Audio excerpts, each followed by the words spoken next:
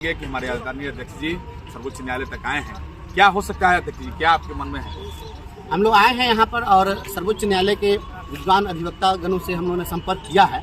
और चूँकि बिहार के जो भी नियोजित शिक्षक हैं हाईकोर्ट में गए और हाईकोर्ट में हम लोग ने यह कोशिश की कि सक्षमता परीक्षा को पर रोक लगा दी जाए, लेकिन कोर्ट ने रोक नहीं लगाई और सुनवाई की अगली तिथि 13 मार्च के लिए निर्धारित कर दी है। तो 13 मार्च तक जब परीक्षा ही समाप्त हो जाएगी तो उसके बाद तो फिर हाईकोर्ट में सुनवाई का कोई मतलब नहीं रहता है।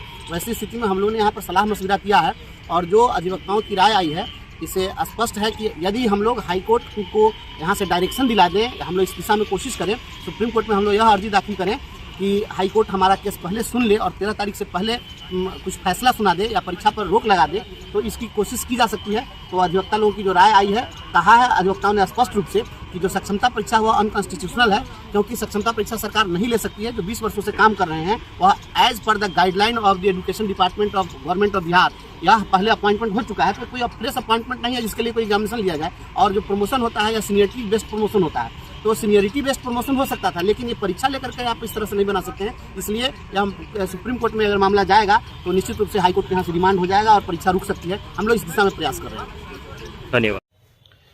नमस्कार दोस्तों, आप सभी आज प्रतीक्षा कर रहे होंगे, चूंकि मैंने कल कहा था कि दोपहर के बाद मैं कुछ आप लोगों को जानकारी दूंगा। तो मित्रों, मैं आप सभी को बतलाना चाहता हूं कि मैं जिस अभियान में लगा हुआ था वह अब ट्रैक पर आ गया है। अभी तक आप लोग यही समझ रहे थे कि हाई कोर्ट में सारे लोग केस किए, सभी लोगों का केस एक साथ टैग हो गया, फिर सभी लोग आंदोलन की राह पर हैं, सड़कों पर आंदोलन कर रहे हैं, हम भी सभी लोग के साथ हैं। लेकिन न्यायिक रूप से जहां पर हाई कोर्ट में लोग जा करके और हाई कोर्ट के अगले डेट 13 मार्च का लोग इंतजार कर रहे हैं, वैसी स्थिति में मुझे लगा कि यह इंतजार करना उचित नहीं होगा, क्योंकि उच्च न्यायालय को यह चाहिए था कि इमीडिएट परीक्षा पर रोक लगा देनी चाहिए थी और उसके बाद सुनवाई करनी चाहिए थी। लेकिन हाई कोर्ट ने परीक्षा पर रोक नहीं लगाई और डेट दे दिया एग्जामिनेशन के बाद, तो फिर परीक्षा के बाद सुनवाई का कोई मतलब नहीं रह जाता है। अगर इस बीच में सरकार चाहेगी तो जिस तरीके से अभी शिक्षा विभाग में हो रहा है आपाधापी में, तो ज्वाइनिंग भी कराया जा सकता है। तो जब बहुत सारी बातें हो जाएंगी तो उसके बाद हमारे केस का कोई मतलब नहीं रहेगा। इसलिए हम सीधे सुप्रीम कोर्ट आ गए। अब आप लोग यह सोच रहे होंगे कि हाई कोर्ट में हम नहीं थे और सीधे सुप्रीम कोर्ट कैसे आ गए, तो आपको हम बतला दें कि हम हाई कोर्ट में थे, हाई कोर्ट में हैं। हाँ, यह बात अलग है कि हाई कोर्ट में जो हम लोगों ने केस किया, हम लोगों ने नहीं बताया लोगों को, क्योंकि मुझे लगा कि बहुत ज़्यादा ढिढोरा पीटने से कोई फायदा नहीं है। हाई कोर्ट में हमने केस किया था और उसमें पिटिशनर हमारे बने सारण जिला के हमारे क्रांतिकारी जिलाध्यक्ष भाई समरेंद्र बहादुर सिंह जी, उनको हम लोगों ने पिटिशनर बनाया था। चूंकि और भी ऑर्गेनाइजेशन के कैपेसिटी में केस हुए, तो ऑर्गेनाइजेशनल कैपेसिटी में केस के बाद मुझे कुछ लग रहा था कि ये जो मोगैम्बो है ये कुछ ऑर्गेनाइजेशन के नाम पर कुछ उल्टा सीधा बवाल खड़ा न कर दें। हाई कोर्ट में बहुत सारी बातें हो सकती थी, क्योंकि ये हमेशा निगेटिव करते रहते हैं, डाइवर्ट करने की कोशिश करते हैं। तो वैसी स्थिति में सोचा कि ऑर्गेनाइजेशनल कैपेसिटी में न करके पर्सनल कैपेसिटी में ही कर दिया जाए। तो समरेंद्र जी के नाम से हमने केस फाइल किया था हाई कोर्ट में, और उसका भी वही हश्र हुआ जो अन्य केसेस का हुआ। सभी केसेस एक साथ टैग कर दिए गए, जो लीडिंग केस था उसके साथ। तो हम वहीं पर चुप नहीं बैठे, क्योंकि हम लोगों ने जो केस किया था वह बाद में किया था। तो टैग हो गया, टैग होने के बाद में हम सीधे चले आए दिल्ली। जो आप लोगों ने देखा, आप लोगों को भी मन में यह हुआ होगा कि हम सुप्रीम कोर्ट आए हैं तो कुछ ना कुछ कर रहे हैं। तो आपको मैं बता दूं कि बहुत खुशी की बात है कि लगातार हमारे अधिवक्ता ने प्रयास किया। तुरंत हम लोग आए उस दिन और आनन फानन में SLP तैयार किया गया, फाइल किया गया, और फाइल करने के बाद डायरी नंबर तो उस दिन ही मिल गया था। लेकिन आप आज खुशी की बात है, कभी थोड़ी देर पहले, आज दिन भर काफ़ी इसके लिए बहुत ही युद्ध स्तर पर लगना पड़ा वहाँ पर, तब जाकर आज सुप्रीम कोर्ट में SLP नंबर मिल सका है। क्योंकि बहुत सारा केस पहले से पेंडिंग था, तो भाई जो बाद में केस फाइल हुआ है उसका नंबर पहले कैसे मिलता, लेकिन फिर भी प्रयास करके लिया गया है। और आज SLP नंबर 5170 यह मिला है अपने केस को।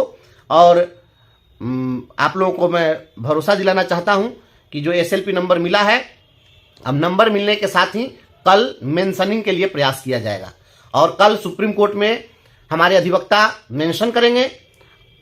और यदि मेंशनिंग स्लिप कल रजिस्ट्रार के यहाँ अगर लिस्ट कर दिया गया तब तो कल बहस हो जाएगी, और नहीं तो परसों बहस जरूर होगी। कल हो नहीं तो परसों तय है, और बहस हो जाएगी। और बहस के साथ ही हम यह मांग कर रहे हैं कि इन परीक्षाओं पर रोक लगाई जाए, और जो विशिष्ट शिक्षक नियमावली है, विशिष्ट शिक्षक नियमावली को रद्द किया जाए। अब सुप्रीम कोर्ट इस पर क्या करता है यह देखना होगा, लेकिन हमारी जो कोशिश है कि ये जो शीर्ष न्यायालय है अपने देश का, यह शीर्ष न्यायालय इस पर विचार करे कि माननीय उच्च न्यायालय के समक्ष किस प्रकार से लोगों के केस को दरकिनार कर दिया जा रहा है और नहीं सुना जा रहा है। तो हो सकता है कि सुप्रीम कोर्ट रिमांड कर दे हाई कोर्ट को कि आप इसको परीक्षा से पहले सुन लीजिए और परीक्षा पर स्टे कर दीजिए, या हो सकता है कि सुप्रीम कोर्ट ही वहीं से स्टे कर दे। कुछ भी संभावना बन सकती है, लेकिन इतना तो तय है कि जब हम सुप्रीम कोर्ट में आ गए हैं तो कुछ न कुछ होगा। ऐसा नहीं है कि कुछ नहीं होगा। हम जब यहां पर आ गए हैं, और परिणाम क्या होगा, लड़ना भर मेरा काम रहा, बाकी तेरा संग्राम रहा। संग्राम आप शिक्षकों का है, मेरा काम लड़ना है, हम अगुवाई कर रहे हैं इसलिए हम लड़ रहे हैं। हाईकोर्ट में हमने केस किया, इसके पहले आपने देखा कि सुप्रीम कोर्ट में जो हम 2016 से लड़ रहे थे वह केस लड़के आपको जीत दिलाए। तो ये तमाम चीजें हैं हम लोगों ने किया है, और यह अभी तक अपने प्रयास से जो कुछ भी हमसे बन सका है, हाईकोर्ट में भी हमने लड़ लिया, सुप्रीम कोर्ट में भी हमने यहां तक पहुंचा दिया है। और कल सुप्रीम कोर्ट में मेंशन भी होगा, तो आप समझ सकते हैं क्योंकि सुप्रीम कोर्ट की लड़ाई काफी खर्चीली होती है, यहाँ के अधिवक्ताओं की फीस बहुत ज्यादा होती है। इसलिए आप सभी लोगों से आग्रह है कि कल आप सभी लोग 11 बजे तक मुझे अधिक से अधिक आप लोग आर्थिक सहयोग करिए, ताकि हमें कल अधिवक्ता को फीस भी देनी है। मैं ऐसे पैसा मांगता नहीं हूं लोगों से, लेकिन चूंकि सुप्रीम कोर्ट की लड़ाई है, यहां तक तो हम अपने प्रयास से ले आए हैं, लेकिन इसके आगे हमसे नहीं हो सकेगा। आप सभी लोग मदद करिए, तो आप लोग करिए सहयोग, और ईश्वर से प्रार्थना करिए कि हम जिस अभियान में लगे हैं वह अभियान सफल हो, सुप्रीम कोर्ट में आपकी बात कल गूंजे। कल अगर मेंशनिंग में सुन लिया गया, कल अगर बहस हो गई तो कल ही, नहीं तो परसों निश्चित रूप से कुछ न कुछ होगा। हम बेहतरी के लिए भरपूर प्रयास कर रहे हैं।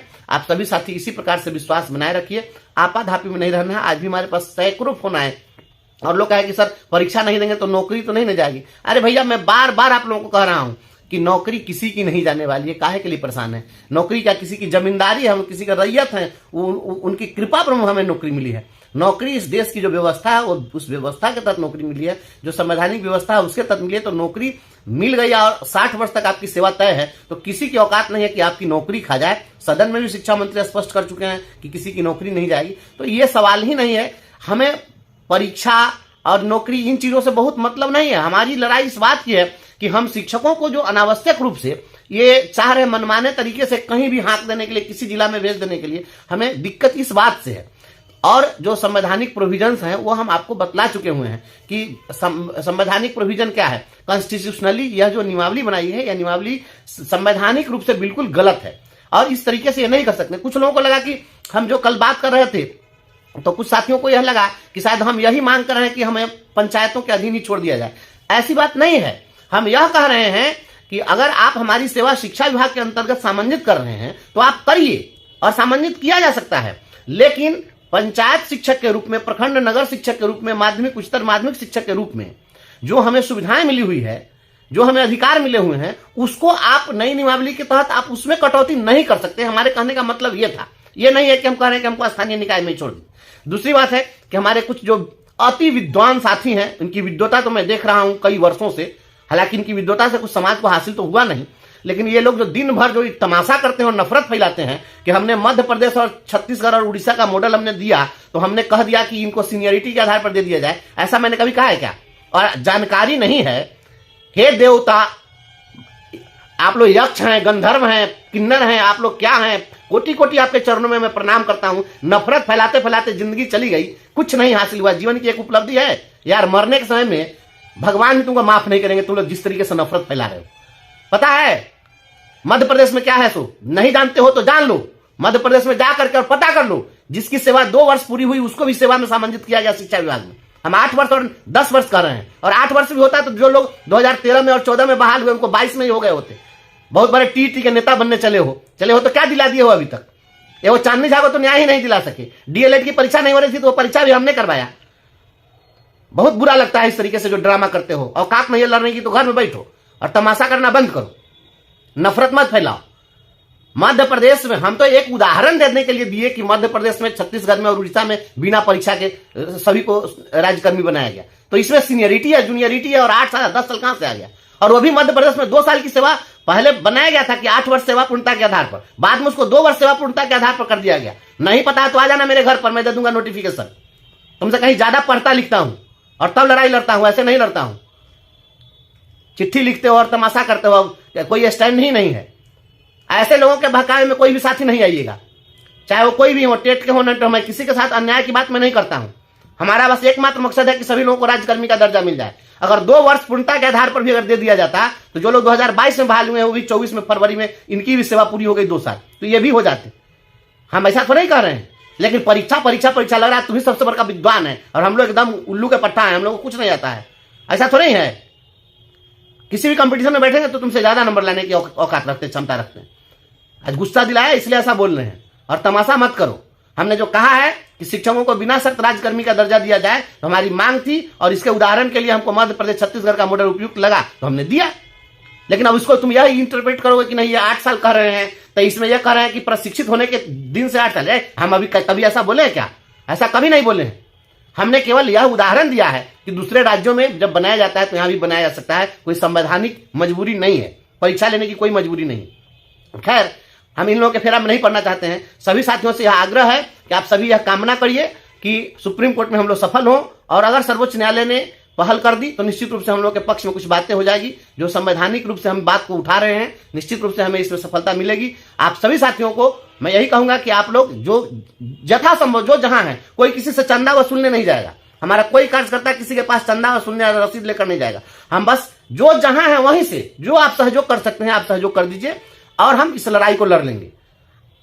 अगर आप लोग को लगेगा विश्वास है तो आप सहयोग करिए, नहीं विश्वास है सहयोग मत करिए। हम लड़ाई लड़ने के लिए चले हैं तो चाहे जितना हम सक्षम है उतना हम लड़ाई लड़ते रहे और लड़ते रहेंगे। हम इतनी सारी लड़ाइयां लड़ते हैं तो हम कोई चंदा मांगने नहीं जाते हैं। हमको जितना सामर्थ्य है उसके हिसाब से हम लड़ते हैं तो हम लड़ेंगे। लेकिन आप लोग और सहयोग करेंगे तो हम बहुत मजबूती के साथ, मेरा मनोबल आत्मबल ऊंचा रहेगा और हम इस लड़ाई को बेहतर तरीके से लड़ पाएंगे। इसलिए हम कह रहे हैं, और चलते चलते इतनी बात हम कहना चाहेंगे आप लोगों से मेरे साथियों कि घबराना नहीं है, दबाव में आना नहीं है, डरना नहीं है।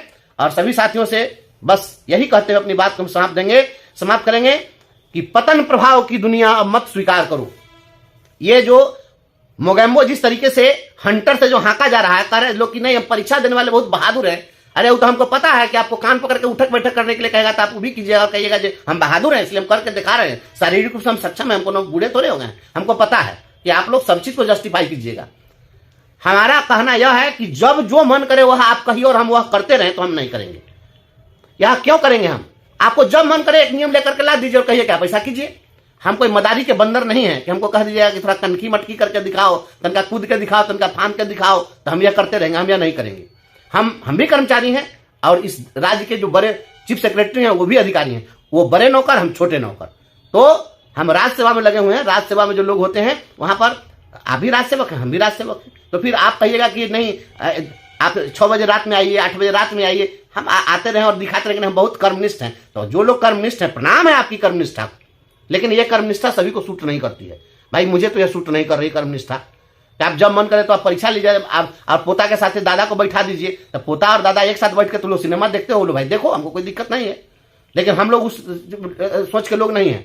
हमारी भी अपनी डिग्निटी है। हमें लगता है कि हमारी डिग्निटी पर हमला है, इसलिए हम इसका विरोध कर रहे हैं। और जो लोग हमारे साथ हैं, हमारे सहमत हैं तो हैं, नहीं है तो उनको प्रणाम है।